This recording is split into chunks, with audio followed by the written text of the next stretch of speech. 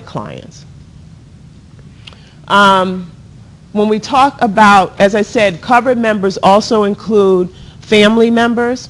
So a covered member a family member, that would be your immediate family, such as your spouse or spousal equivalent, or your dependents. They're also subject to Rule 101 interpretation. So if your spouse owns a significant investment in an audit client, then you are no longer independent, right? So if you cannot be on that assigned to that audit engagement, because as the standards consider, it's your spouse or your spousal equivalent. If it's your dependent, especially if it's minor children, they're going to be, you're responsible for managing their investment. So that would also be considered under Rule 101. Two situations that can impair the independence if you, with a covered member would be, or a family member, is if you have a close relative who has a financial interest in that client, as I pointed that out. The other thing is an individual participating in engagement has a close relative who could exercise significant influence over the financial reporting or accounting policies. So those are the two things. One is direct financial interest, and the other is if the person is in a position to make decisions or control the financial reporting policy, financial reporting or accounting policies, right? So those would be two areas where, again, you're not independent if your spouse or spousal equivalent is in that role. Other types of family relationships would be close relatives, including your non-dependent children, so even if your children are adults, your brothers, your sisters, your parents, your grandparents, your parent-in-law, and their respective spouses. So notice no cousins. Yes, Devin.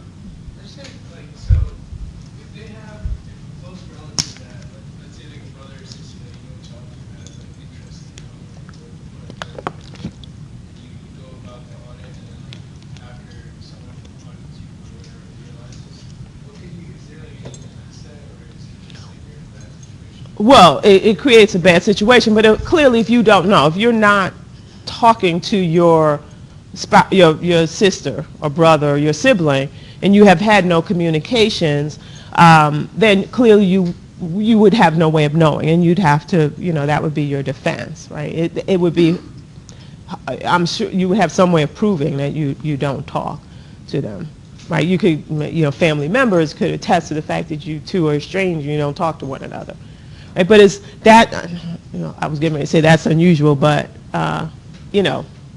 most people, for the most part, people may not like their siblings, but they kind of know what's going on, Not even that, like, even if you do talk to, like, even your grandparents or parents-in-law, like, they're not, even, how many times are you going to talk to them about, like, who you're investing in and stuff like that? If they don't tell you, or if they're, like, real secretive about their portfolio, how are you supposed to do that? Right. I mean, obviously some of this, it has to be, you have to know it. Like, you can't be responsible for what you don't know.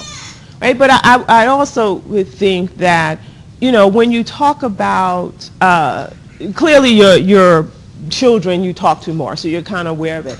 But also, because you know what your kids are doing, and you might be of the mindset where you just kind of say, like these are our clients, and or a client that I'm on, do you have a fine? And that doesn't include, so this direct financial interest, right, is not if you have, because people are in mutual funds, and you clearly can't control that, right? People are, so that's not what's, a direct financial interest is that you directly own, not that you own stock or you have an interest through your, a mutual fund. Because if you think about it through a mutual fund, then it's not going to be significant. Right? Because when you're in a mutual fund, the whole point is that you're diversifying. So you don't know, and you have no control over what that mutual fund is investing in. So that's different. So yeah, you're not going to know that. But if people own stock in companies, and you're right, you as an auditor, you can only say what you know. You can't account for what you don't know, and so it is difficult. It really is. So I would assume that statements that they sign, that they have to sign in the firm, it's based on to your knowledge, right? Not saying absolutely, because you can't. You're absolutely right. You don't know what your parents, or especially your parents-in-law, you don't know what they've invested in. So before you're sent out to an audit engagement, or before you're assigned to an audit engagement from a specific client, you're asked as to this type of question, as to if you have. Well, you're supposed to be aware, right? So you, as an auditor, you know what the minimum requirements of the Rule 101 is. But also firms on a periodic basis will send out these independent surveys or questionnaires, or I don't know what they call them, but they'll send it out where everyone in the firm, all employees in the firm or the auditors have to, fill it out in terms of, what, or provide a list of their holdings, what they're invested in, spouses, so you have to provide it. So they do that on a regular basis. It's not, but you as an auditor should know if you have stock in a company, right? You're going to know that. So there's some level of expectation that if you are assigned to an audit engagement, you'll make sure that you're independent of that audit engagement. That's your responsibility as a professional in the firm. And that's your responsibility as a CPA.